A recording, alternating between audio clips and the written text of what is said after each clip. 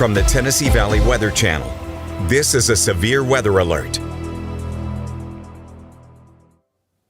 All right, it's 5 o'clock here in the afternoon on this Sunday. I'm Fred Gossage, along with Brian Wilson in the Tennessee Valley Weather Center with a live update on the severe weather situation we have coming up for the overnight hours of tonight. Everything is quiet out there so far, and it's going to be a few, if not several more hours before things start going across our area, but there is an elevated severe weather threat for the overnight hours of tonight. We'll switch to graphics here and start things off. And there are no tornado watches, no severe thunderstorm watches for any part of our local viewing area at this time. However, just off to the northwest, there is a tornado watch over northwestern parts of Middle Tennessee. It's valid until 11 p.m. And as we expand the maps over there, you will see that that is what is called a PDS watch. PDS stands for particularly dangerous situation. This is wording that's only used in tornado watches a few times a year.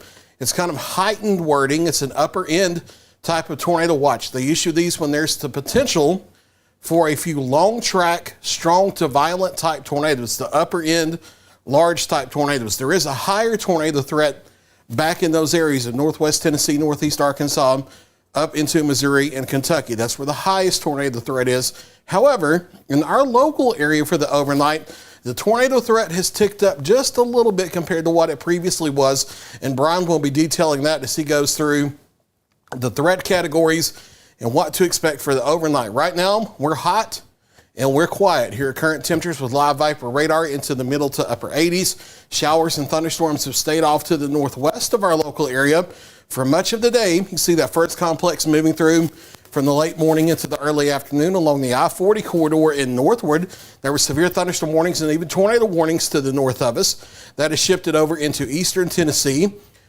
We are watching the thunderstorms developing from northern Arkansas up into central Missouri to turn into the main line of thunderstorms. And then, as Brian will show you, we'll have to watch ahead of that main line of thunderstorms for later tonight for maybe a few supercells to possibly develop ahead of it. That's an unclear situation, but that is possible. Here's a live look at the Arctic Air Skycam network, checking out Lawrenceburg. This is from the water tank on the north side of town in front of Walmart, looking back southwest. This is a mostly clear sky. We have a ridge of upper level high pressure that's keeping a lid on things, keeping a cap on the atmosphere. That will weaken as the storm system moves closer, but that's keeping thunderstorms from developing right now. The dew point is 70 degrees in Lawrenceburg with a temperature of 86 and a south-southeast wind of 5 miles per hour. It feels muggy, oppressive outside. The same thing down in the shoals. Here's from atop Rivers Hall from the University of North Alabama, looking back west across Pine Street, across the practice fields at the University of North Alabama, back into western portions of Lauderdale County. It's 85 degrees on top of Rivers Hall. It's a couple degrees warmer down closer to the street level. 71 is the dew point there with a southeast wind of 8 miles per hour. These southeast to south-southeast surface winds kind of get my attention a little bit because that increases the directional spin in the atmosphere for later tonight when the storms get going. Mid to upper 80s across the area for current temperatures. Dew points are starting to climb back out of the upper 60s into the low to mid 70s. So we're priming the atmosphere for the thunderstorm development that happens as we head into the late evening and the overnight. Now, this is the actual instability itself. This is how much fuel there is in the atmosphere for thunderstorms. And once you get into the spring months, you really look for numbers here of about 750 or higher. We are double that or more. So we have a whole lot of instability out in the atmosphere this afternoon for thunderstorms to take advantage of. We just have that lid on the atmosphere, but that will break as we head through tonight. This is the other parameter that we're looking at currently. This is the amount of wind shear in the lower atmosphere. And for a tornado threat, you really want this to start, the values on this to start getting above 150 to 200. And the higher you go, the more spin there is in the atmosphere. So wind shear is still really low for right now. However, as we get towards sunset and then after dark, a low-level jet about 5,000 feet above the ground will start kicking up in intensity, and that will rapidly increase the wind shear across the area, setting up wind profiles that are favorable for not only damaging winds, but the possibility of a tornado threat as well. And Brian Wilson is going to talk more about that here from the Weather Wall. Brian, you're going to detail the severe weather outlook and what we have going forward for tonight. Yeah, that's right, Fred. And considering those values that you just talked about, the instability, the increasing shear, it really is no surprise that the entire Tennessee Valley weather coverage area is now in this level 3 out of 5 risk from the Storm Prediction Center. Now, you'll even notice off to the north, this is the I-40 corridor that points north, so not impacting us directly as a level 4 out of 5 risk. There's increasing confidence of a rather impactful day. Now, the level 3 goes down as far south as our southernmost counties, so we're talking down here in Morgan County, Lawrence County, and Franklin County in North Alabama, and then, of course, all of our southern middle Tennessee counties. And what does that mean exactly? Well, let's go through those threats. We were talking about this earlier. Of course, we were talking about that flooding is one of the more baseline threats. Localized flooding is possible, if not likely, with these training storms. Hail, up to half-dollar size. Yes, I could entirely see that with some of these stronger updrafts. Damaging winds as well, is one of the primary threats, and that's possibly up to 75 miles an hour. And I know a lot of you are wondering about this too, the tornado threat. Now, we do have tornadoes possible, and if the supercellular type mode of storms is realized, one or two of those might very well be on the strong side. So all of this considered, we really need to watch the weather over the next 6 to 12 hours. And I want to show you a couple different outcomes. We have a couple models we look at behind the scenes. We're going to start with the HRR, the HRRR as we call it. And this has so far had a pretty decent handle on things. You notice those temperatures over the next couple of hours stay in the 80s. And as we head through the rest of this evening with the sun still up and just near sunset, really not a whole lot going on, like Fred said. And then as we head towards midnight, past about 10, 11, 12 o'clock, this has some cells starting to develop. So this is solution 1. This is the possibility of these cells developing in a more supercellular type of situation. That's through about 12 to 2 in the morning, and you notice they start to really develop, lift off to the east, and it's this situation that could pose the threat for maybe a strong tornado or two with those as they head kind of in front of the line, right? Then as we head through 2, 3 in the morning, this model has this line dropping down, but I actually think this is a little too slow. There's a difference in models, which I'll show you in a second, which actually has another indication that this might come through faster. But nevertheless, it does show this big bulk of storms, this big line moving through the very early morning hours of Monday, and you still have some strong thunderstorms in this model solution, for lack of a better term. Right there through sunset, we're talking about 6, 7 in the morning. And again, this is the HRRR model. That has it moving out probably about 7, 8 in the morning. Let's take a look at one of our in-house models. This is the Barron 3 kilometer.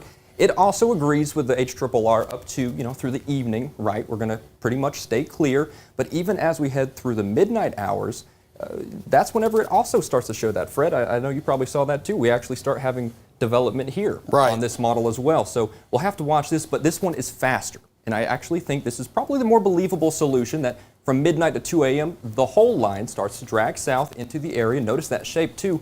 More north to south, there could be very damaging winds with this. We're talking 60, 70, maybe 75 miles an hour in some of the higher gusts with that. And it really doesn't matter if that's rotating or in a straight line. That's damaging winds. So you're going to have to watch this very carefully through the overnight hours.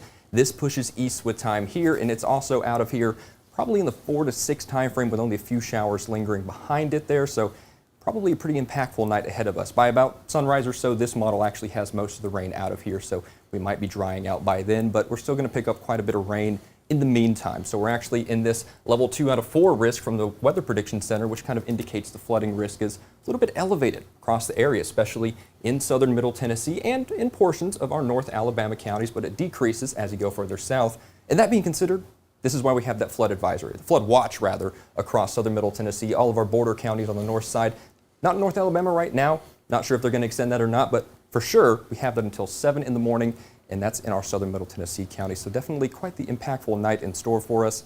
Fred, what you got? Right, it's a multifaceted situation, so there are a lot of things that you do need to consider as we head through the overnight hours. In the early morning portion of our Monday here, multiple threats, and you need to be aware of the situation, you need to be ready, and you need to react quickly if warnings are issued here. So we'll talk about some preparedness, and it's really important to have your plan ahead of time. You don't need to be scrambling at the last minute when the severe thunderstorm warning is issued or tornado warning is issued, trying to figure out where you're going to go for your shelter, what you need to do, where's your bicycle helmet to cover your head for protection, things like this. If you have to leave your mobile home, you don't wait till the last second to do that.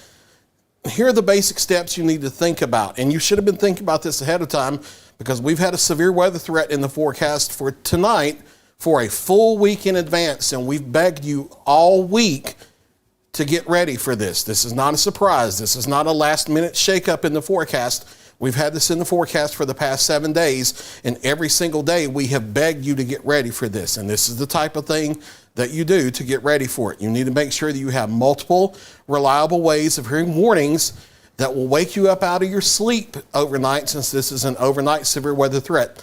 The best thing for that is a NOAA weather radio. Those can be programmed by the individual county. That's what acts as a siren inside your home. They're loud enough to wake you up, and that's not tied to an internet service. That's not tied to a phone line. That is a free broadcast signal from the National Weather Service through the National Weather Radio Network that we've had in the United States since the mid-70s. That does a tone alert. It will wake you up if watches and warnings are issued. Also, the wireless emergency alerts built into your phone. If you have the type of phone that does Amber Alerts, you have the type of phone that will give you an emergency alert for a tornado warning if you're in the polygon, for an elevated type of flash flood warning if you're in the polygon, and an elevated type of severe thunderstorm warning if you're in the polygon. Also, have your phone to where you're not in do not disturb mode overnight so that you can get those alerts if things are issued. And if you turned off the alerts because you don't want the Amber Alerts coming through your phone, and some people don't want that waking them up when they're home in the middle of the night, I have opinions on that, but that's not here or there today. Turn those alerts back on so that you can be awakened in the middle of the night if there are warnings issued. And then our service here, the free Tennessee Valley Weather app that we'll talk about in just a moment, that also gives you push notifications for watches and warnings, and that's tied to if your specific area is in the polygon. That does not work for the whole county at a time like weather radio does and tornado sirens outside. Sirens serve a purpose. They are to alert you if you're outdoors to seek additional information. They serve a purpose in the warning system, but do not rely on a tornado siren to wake you up out of your sleep in the middle of the night with a raging storm outside. You will never hear it, and you're putting your life in danger. If you have multiple reliable ways of hearing the warning, the next thing you think about is know your safe place. Know where you're going to shelter in the event a severe thunderstorm warning or tornado warning is issued. And you have to think about this now while the storms are not bearing down on you, because they may be moving quickly. You won't have time to throw together a plan at the last minute. You have to know your safe place ahead of time, and you have to communicate that with the family. One really important thing to think about is this says helmets for everyone because we are pushing the culture here that has developed in Alabama after April 27, 2011, because it saved lives. $5 bicycle helmets from Walmart to protect your head and neck from flying debris will save your life if you're in a tornado situation. We've learned over the years from these treating physicians in the emergency rooms that most of the people that are killed or severely injured during tornado situations are hurt like that because of blunt force trauma to the head and neck region from flying debris. However, I know a lot of you may not have a helmet, and that's okay. If you don't, cover your head and neck with pillows and blankets, get under a mattress, flip the couch over in the hallway, bring it from the living room to the hall and flip it over and get under it. Cover your head and neck with your hands if you have to. Use a metal cooking pot. If the kids still have heavy textbooks from the school year, anything sturdy. It doesn't have to be a bicycle helmet or a motorcycle helmet or a football helmet or construction hard hat, but those are all things to think of. The main thing is protect your head and neck with something sturdy to protect yourself from flying debris. And then if you're in mobile homes, you have to leave them if a tornado warning is issued. And this will be a situation where a tornado watch is issued ahead of time, giving you advance notice that storms will be coming over the next few hours. Pick out your sturdy structure, safe place ahead of time where you're going to leave your mobile home and head to if a tornado warning is issued tonight. If you're in a mobile home, you have friends or relatives nearby. If you haven't already made plans to maybe go stay with them, that's a good idea. If there's a 24-hour gas station a few miles down the road that's 5 minutes or less from your house that you can drive to and the storm is coming, they will let you in. People are good-natured around this area. If they know there's something dangerous and you need help, they will let you in. But you have to leave mobile homes and you have to leave vehicles ahead of time, not at the last second, if tornado warnings start being issued. And here are the basic tornado safety rules you need to think about. In any situation with a tornado warning, a basement, a storm shelter, or a certified safe room is always the absolute safest place, but you don't have to be below ground to survive almost every single tornado you will encounter as a person in your life. If you don't have an underground shelter or one of these reinforced safe rooms, don't panic and don't think your situation is hopeless if you're issued a tornado warning. Even if it happens to be from one of these stronger type tornadoes, if all your shelter is above ground and you have a stronger tornado coming at you, don't think your situation is hopeless. Almost every single case, you can survive above ground. If you don't have that type of underground or reinforced shelter, go to a small interior room on the lowest floor. If you're on the second story of a home, you go down to the first floor. That small interior room is usually something like a bathroom, a hallway, or a closet near the center of the building, putting as many walls between you and the outside as possible. Cover your head and neck from flying debris. In that small interior room, try to get under something sturdy to give you additional protection from flying debris and things that may fall in the event that your home may possibly be struck by a tornado or damaging winds knocking a tree down onto it. You have to leave vehicles, you have to leave mobile homes and head to a sturdy, reinforced structure. Those mobile homes are wonderful, affordable housing. I lived in a mobile home the first 34 years of my life. I am not knocking them.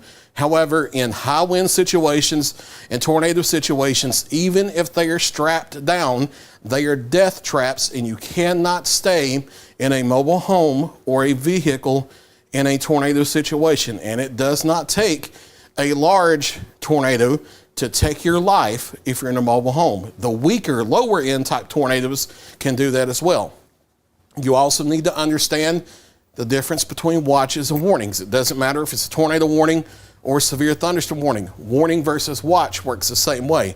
A warning is take action right now. Don't wait, take action right now. If tornado warning or severe thunderstorm warning is issued, that means that the severe weather is happening now or it's approaching over the next few minutes. It's either been seen by trained spotters or law enforcement, or it's been seen on Doppler radar, and you have to take shelter right now. The watch is just a tap on your shoulder to let you know that over the next few hours, the storms will be threatening the area and you need to pay attention. The watch does not mean you seek shelter right now. It's that last tap on your shoulder to let you know the storms will be moving in over the next few hours. Go ahead and finalize your plans of safety. Pay close attention, listen out for warnings, but you don't have to seek shelter immediately when the watch is issued. Now, to get these watches and warnings, like we were talking about, a really good way to stay informed is the free Tennessee Valley Weather app. This is available on all Android and Apple devices. Check your app store for Tennessee Valley Weather. If you're watching this on the big TV screen or the computer right now and not your mobile device, you can just scan that QR code. It will take you to the download link. If you're watching this on your mobile device and you don't have the app, just search your app store for Tennessee Valley Weather. Look for that shield logo there on the screen. Quick Mart neighborhood stores around the area power this for us so that we can give it to you absolutely free. We will never charge you for this app. You get the Viper interactive radar where you can track storms on radar right down the street level alongside us. Even on basic weather days, you get your hourly and 7-day forecast, and that's not generated by a raw model. That is first generated by humans at the National Weather Service, and then we put our hands on it to tailor it to fit your specific area. That is a human-generated forecast in our app. You also get push notifications for watches and warnings and advisory tailored to your phone location and if you're in the polygon or not. However, you can set multiple locations to monitor, like if you want to monitor mom's house or if you want to monitor church, things like that. There's also a link where you can watch our 24/7 streaming digital weather channel. And should we have warnings tonight, which I think we will, that is where you can watch our live severe weather coverage on the app inside of it, which means you have a really good way to watch our live streaming severe weather coverage if you have to be in your shelter location. And once again, this is all 100% completely free, courtesy of our neighborhood Quick Mart stores across southern Middle Tennessee and Northwest Alabama. And because of their generosity, it will always be free. We will never charge you for it. In addition, we have free smartphone apps smart TV apps where you can watch our live coverage on the big TV screen if you don't have to shelter. You can watch us on our YouTube channel, on our Roku app, Apple TV app, and our Amazon Fire TV app. In any of those cases, search for Tennessee Valley Weather and you can find their channel there. We won't be nonstop the entire night, but when warnings are issued, we will have live coverage. These are the 14 counties across southern Middle Tennessee, northwest Alabama, and northeast Mississippi that we cover. If any of these counties are issued a tornado warning tonight, we will be live nonstop until the danger is over. Either the warning's expired, the storm is weakened, or it's moved out of the area. In addition, when the tornado watch is issued this evening, we will have live updates at the top of every hour, little quick updates to let you know the situation. And then when severe thunderstorm warnings are issued, we'll have immediate live updates tracking the storms. But once tornado warnings are issued for those 14 counties there behind Brian on the wall, we'll have live nonstop coverage until the danger is over. So we'll track the storms here very carefully through the overnight. We will be fully staffed. Kelly and Brian will be here in the weather, Kelly and Ben will be coming here in the Weather Center soon to join Brian and I, and we'll be here through the overnight to track the storms. For Brian Wilson, I'm Fred Gossage, live from the Tennessee Valley Weather Center. Stay with Tennessee Valley Weather. We'll keep you advised. You're watching the Tennessee Valley Weather Channel.